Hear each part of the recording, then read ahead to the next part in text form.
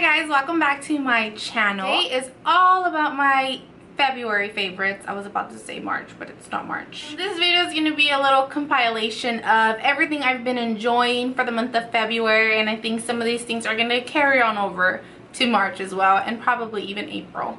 But yeah, so if you want to see what are my February favorites, then just keep watching.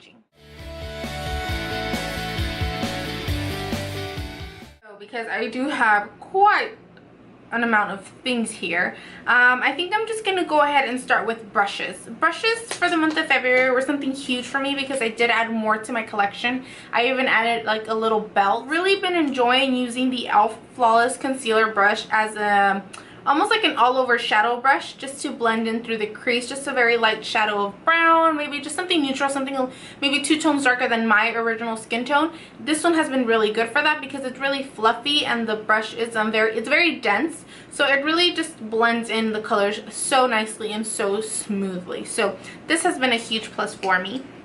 Another brush I have been enjoying is the Real Techniques, what is it, the Expert Face Brush. I think I got it too close to my straightener, so it kind of melted off the handle, whatever it's called. But this one has been really good to blend out my concealer, my under eye concealer, and even on my forehead, my chin, and my nose. So on to more eyeshadow brushes. I also picked up the Morphe M511 brush. This one is very similar to the MAC 217 in the sense that it is very dense, gets right into that crease, so whenever you do want to blend in your shadows, you could either go windshield wiper motions or you could directly just go in circles. A more precise blending brush is the Morphe M514, which is this one right here. It's a little bit smaller than the, what is it, the M511. This is the M511 and this is the little smaller one. This one is very nice to get precise areas in that crease. So let's say you're adding a darker shadow into your crease. This one will really get into it and add that definition at the exact location or area that you want it to be at. So that one's very good. Last but not least is the Morphe B38. Yes, I know all of these are Morphe. What can I say? They're just amazing brushes, amazing quality. And did I mention they're very, very inexpensive, so you can't go wrong with that.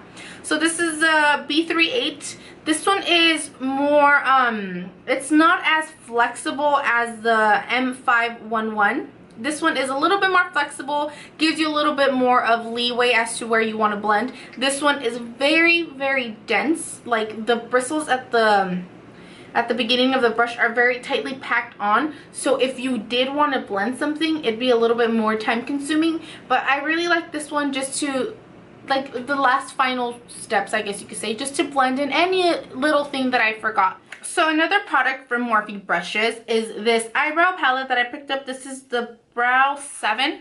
That's all it says on the back. These colors are really nicely just to add some final touches to your brow. Let's say you use your brow pomade or your brow wiz and you didn't get specific areas in there. This one's really nice just to add some more color into your eyebrows, or if you just simply don't want to go with the brow wiz, you want something more natural, this is the way to go. This here is wax, so if you want to tame those brow hairs, you can do that with this. In regards to foundations, I have mentioned these before in other tutorials and other videos I have done previously, but these are just my absolute favorite. If you are new to my channel, or if you just never noticed, I have really oily skin and very large pores, so I like foundations that have a matte finish. And if they don't have a matte finish, I always just set it with some powder. And with these foundations, I have found that I don't need to do that because this foundation sets my foundation so matte. And the first one is the Maybelline Fit Me Matte and Poreless Foundation in the color 310. This one is so good. This one does maybe throughout maybe like 4 or 5 hours. I do have to blot a little bit, but it's nothing excessive as it would be with my L'Oreal, what is it, True Match. With the True Match, within 2 hours I have to blot. Even wearing primer, I still have to blot. So this one's been really good with that. It has medium. It can be buildable, but if you're very sheer kind, like if you don't want that complete cake face, this one can get kind of cakey very quickly. If I feel like I need more coverage, those exact areas where I want more coverage, I just apply a little bit more foundation and that does the job for me. And another one is the L'Oreal Infallible Pro Matte 24-Hour Foundation in the shade 106, which is Sun Beige. It claims here that it has its oil control. It is demi-matte. It lasts for 24 hours. It is a medium coverage, which I think you can build it to full coverage. And the texture is airlight. Right when you apply it to your face, it really feels like your skin. This one is buildable, just as the same, just like this one is, only that this one you do have to work quicker than you would with this one. So a primer I have been liking is the NYX Pore Filler. This is yeah, just the pore filler. It has a tint to it just like the Professional does. Obviously it's not going to cover them to the complete absolute coverage, but it's just so good. Like, if you're looking for something affordable that is not as expensive as a Professional, which I believe now is $32, this is I think like $10, $8 at I got it at Ulta. And obviously if you have a coupon, I think it's like spend 10 get $3 off. You can't go wrong with this, so this is really good. For setting sprays, I have been liking the Ben Nye Final Seal. This claims to be a matte makeup sealer.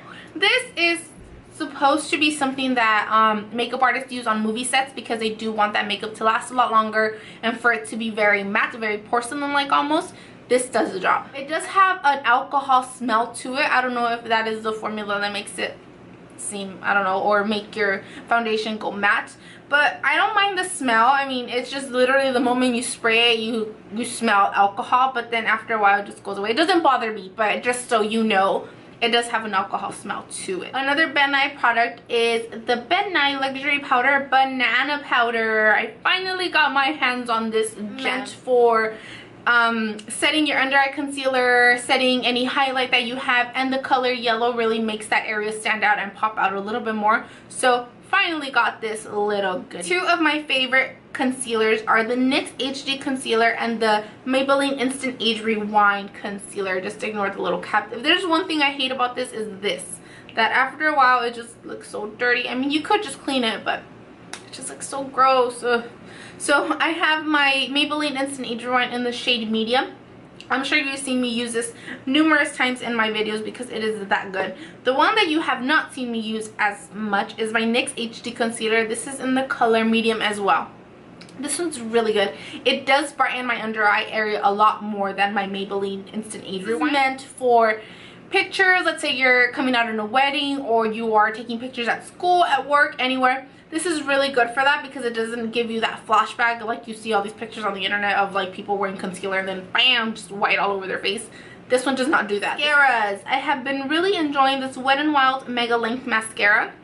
This is something you can wear every day. It doesn't give you full volume, just kind of like the Miss Manga. It doesn't give you that maximum volume, but this is something very subtle, very wearable. For eyebrow products, I have been enjoying my NYX Tinted Brow Mascara. This is a new product that they came out. I believe it is for their spring collection. So this is the little wand that it comes in. It reminds me of the what is it, of the Anastasia Beverly Hills, only that the Anastasia Beverly Hills, the wand is a lot larger. So this one is smaller, which allows you to be more precise of where you want to add it so you don't get out of the line. The next thing you know, you just have like tint brow gel over here. So that's the one thing I like, and this is in the color black. I recently picked up the Vera Mona, what is this called, Color Switch, and the Solo. It looks something like this. I picked it up at the Morphe store, and oh my god, this is a lifesaver. Let's say you have a brush that is extremely dirty. I'm going to give you an example. Fudge. This color right here on the palette, on the, what is it, the Too Faced Chocolate Palette. I'm going to pick some of that up with my brush. As you can see, the brush is now dirty. I'm not sure if the camera's picking it up, but it's dirty because the bristles at the end are always white. So all you do is get your little color switch thing, swirl it around that thing. There you have a brush that is a lot cleaner. This has no more residue on there. Really good if you want to invest in something that it allows you to switch from shadow to shadow quickly. Like let's say you have clients and you have like 10 clients back to back. You're not going to take like 5 brushes of each or 10 brushes of each that you own, because that is very expensive. If you can, I mean, go for it. But like me, that I am barely starting with my kit, I needed to find something that would give me that flexibility of changing from shadow to shadow, and this has done the job for me. So this is the Color Switch by Vera Mona, and it is in the Solo version. So I have been really enjoying my Kat Von D Cathedral lipstick, and then this is in the Studded Kiss lipsticks line. So this is very it's a mauvey kind of color. I'm hoping the camera can pick it up, which is something I've been really leaning towards. Another lipstick I have been enjoying is the Revlon Color Burst Matte Balm in the color or shade Sultry. This is very matte, and I really like it because it is in the jumbo pencil format. So because I do have a very defined Cupid's bow, I find that when applying lipsticks I have to be very careful, or else I do get out of the line and then it just looks like a botched lip job. So this one really allows me to be more precise and put the lipstick exactly in the areas that I want it. So this is the Revlon Color Burst in the shade Sultry. Moving on to something that is just amazing is the Anastasia Beverly Hills liquid lipstick in the color bottle, or in the packaging it looks like it would be like a very nice warm brown, but once it is applied it is a very vampy color. Don't get me wrong. One thing I do not like about it is that if you're eating or if you're drinking or even just talking, you end up having like a circle shape in the inside of your lip. That's something I don't like. It frustrates me a little bit because then there I am applying more lipstick to that area, but it's still good. You do have to be very precise with this because if you do get out of your lip line, it's difficult to take off. Really, a lip liner that I have been really liking and leaning towards too, well, actually I've been leaning towards it because all my lipsticks are so mauvey, is the Jordana Easy Liner for Lips in the color Tawny. I like to lip line my lips, and just shade the rest of them in, and then just go in either with Cathedral or any of my other mauvey lipsticks, and it makes my lipsticks last a little bit longer than if I was just to apply the lipsticks by themselves. That is it for makeup. Something else that I have been loving, because like I said before, I have really large pores, I have very oily skin, so I do need to clean my pores frequently. I exfoliate, I moisturize, and I also I like to use my Clarisonic when I use my exfoliator, which is the Herbalife Skin, and I think that one is in the berry scrub. It's amazing, it's so good. But whenever I am done using those, I get my Biore, what is it, the Biore Ultra Deep Cleansing Pore Strip. These really get everything. They get all the gunk out. They are just really good. I first heard about these from Bunny, which is Graveyard Girl on YouTube as well.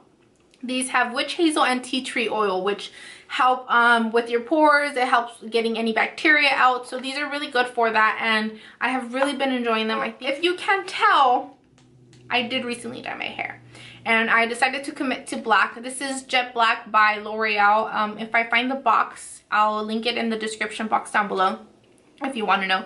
It's really good. It's very shiny, leaves my hair looking very healthy. So I decided to commit to black. But because I dyed my hair black, obviously I had like a bunch of stains on my forehead, on my ear, and it just did not look cute.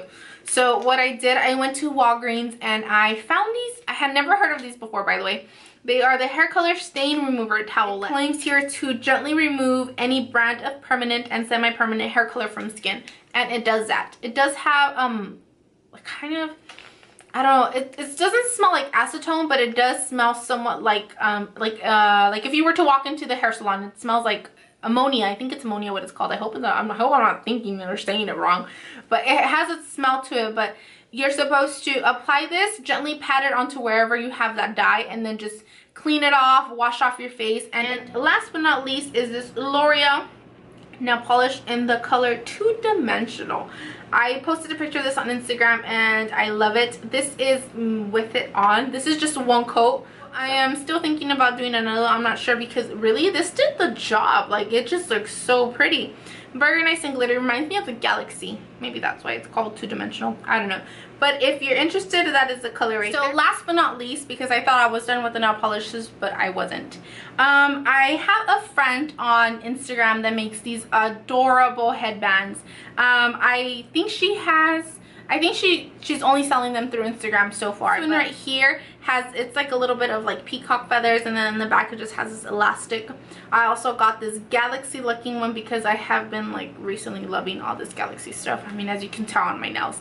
And this one is similar to that galaxy one, only that this one has like that whole little turban looking thing in the front, and it has a pink in the back.